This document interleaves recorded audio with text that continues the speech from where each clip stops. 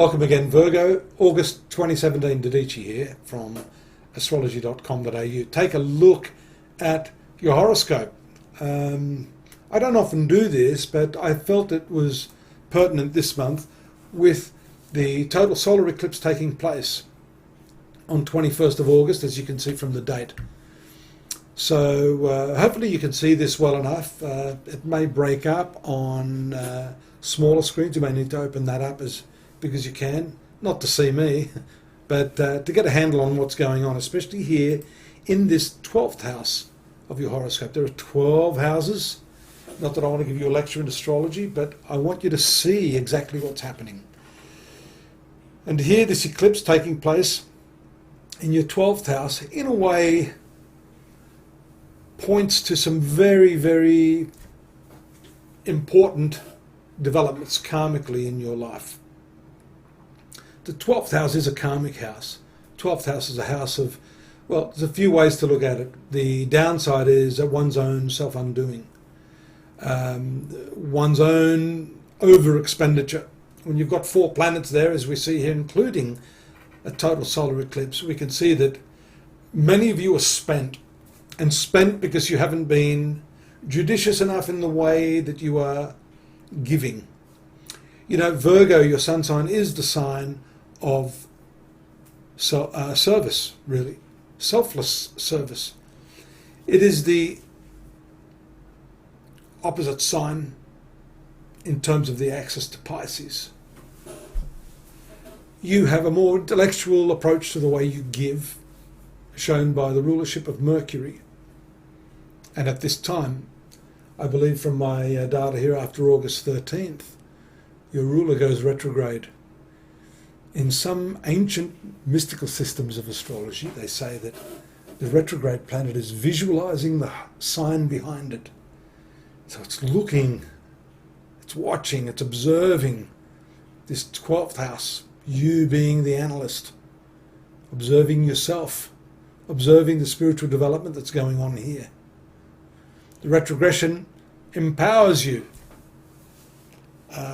I also depart from many of my peers who say, oh, the retrograde Mercury is a problem. Well, it's a problem for some signs.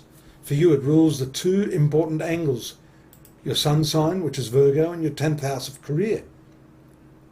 So in your case, this retrogression this month empowers you. It really, really brings some power to it. Notwithstanding the fact that you have this Neptune over here, which is confusing the issue. Again, don't allow your pure intellect to be muddied by other people, 7th house, other people, Neptune, confusion. Also, if you note, retrograde here in this 7th house.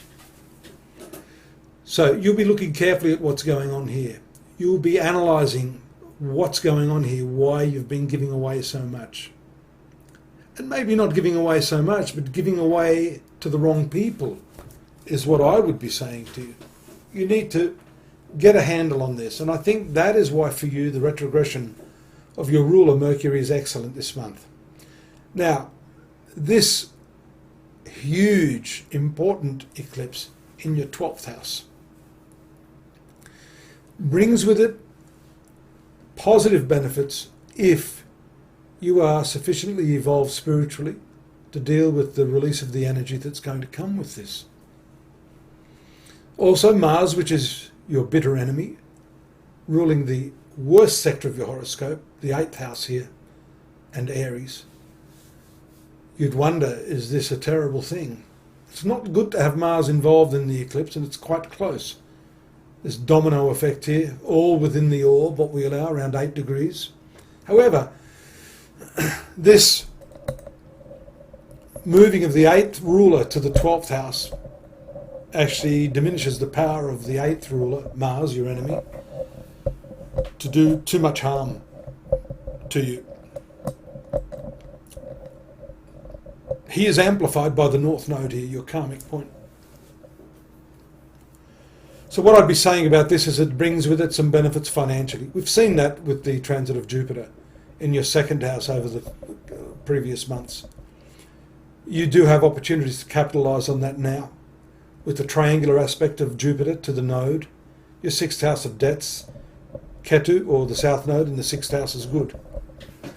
So therefore, this to me is an indicator of financial improvement for you, a diminishing of the negative influences on your finances. We also see here some favourable sextile aspects from Saturn to Jupiter, this eclipse to Jupiter, right? And then from over here, from this 8th house, wonderful trine aspects, both from Uranus and from Saturn, bringing with it a judicious blend of conservatism, which is Saturn, and progressive thinking, the avant-garde in you. This trine here is also particularly important coming from the 8th house. Interestingly, this is not a full grand trine, but the involvement of the 4th, 8th and 12th house in your horoscope at this time of the eclipse is very much a very significant spiritual upliftment for you. It's unknown to most astrologers that the 4th, 8th and 12th houses of the horoscope relate to the spiritual hidden side of one's nature. The eclipse releases all of this energy, and on top of that you've got these two planets in these other auspicious karmic and spiritual areas of the zodiac, endowing this with even yet more power. So it's a big month for you, Virgo. I'm curious to hear what's going to happen. I haven't talked a lot about your personal relationships, all of that sort of stuff. One thing, the eclipse on the lunar eclipse that takes place preceding this on the 8th has to do with your 6th house of debts here, opposite house. We briefly touched on that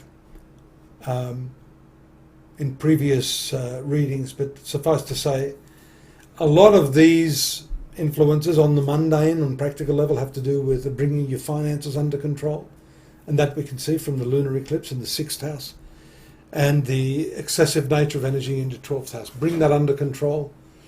And that's not just financial expenditure, by the way. This is giving of your time and your love and your energy to people who aren't deserving. It's time now for you to give back to yourself.